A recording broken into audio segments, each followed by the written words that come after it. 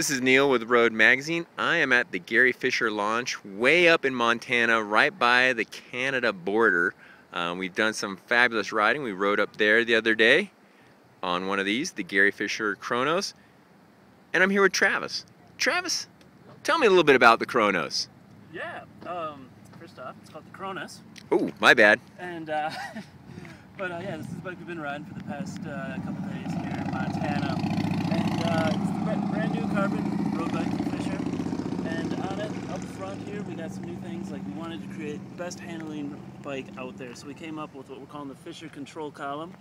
So what you have here is, starting at the top, you have an E2 tapered head tube that goes down into a wide stance fork, all the way into this new Bontrager FCC hub that's got wider, taller flanges, a larger 25mm end cap, and outboard J-bend spokes. The reason why we did all this was we wanted to have an increased bracing angle and make the most stiffest front end possible, so this bike absolutely handles like it's on rails. You point it, it'll go right where you want it. Very instinctive handling.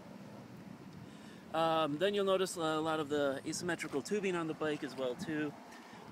This is the largest down tube that we have ever done. Just massive there, and going right into some giant chain stays as well too. So this is a bike that's got great acceleration. We really wanted a bike that was the best of both lightweight, but also had great weight to stiffness ratio. So like that was light, could climb like a champ, but also really, when you stand up on it too, you could sprint for the win on it as well. I noticed you've got fenders. Yeah, hard to miss, right? So what you're seeing here is, one of our very practical concerns was the utility of the bike too. We're from Wisconsin. Weather is very crummy in Wisconsin a good part of the year.